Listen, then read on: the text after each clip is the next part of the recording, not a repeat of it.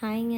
It's Monday morning. Monday வந்துட்டாலே ஒரு சோம்பேறித்தன ஃபீல் தான். ஸோ, இன்னைக்கு சிம்பிளா ஹஸ்பண்டுக்கு லஞ்ச் பாக்ஸ் பேக் பண்ணணும். ஸோ, என்னென்ன பண்றேன்னு பாத்துரலாமா?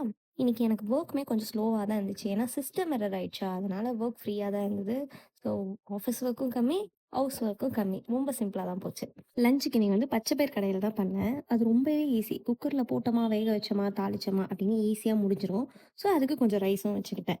அதுக்கப்புறம் ஹஸ்பண்டுக்கு மார்னிங் ஜூஸ் போடணும். நான் எப்பவுமே வந்துட்டு பனானா மில்க் ஷேக் போடும்போது டேட்ஸு, சீட்ஸ் எல்லாமே சேர்த்து ஊற வச்சு தான் அரைப்பேன். பட் இன்னைக்கு ஊற வைக்க மறந்துட்டேன். அதனால ஜஸ்ட் ஒரு ரெட் பனானா அண்ட் மில்க் போட்டு மில்க் ஷேக் போட்டாச்சு. அது என்னமோ தெரியல, சாப்பாட்டுக்கு ஊற வச்ச அரிசிய பார்த்ததும் என்னால சும்மா இருக்கவே முடியாது.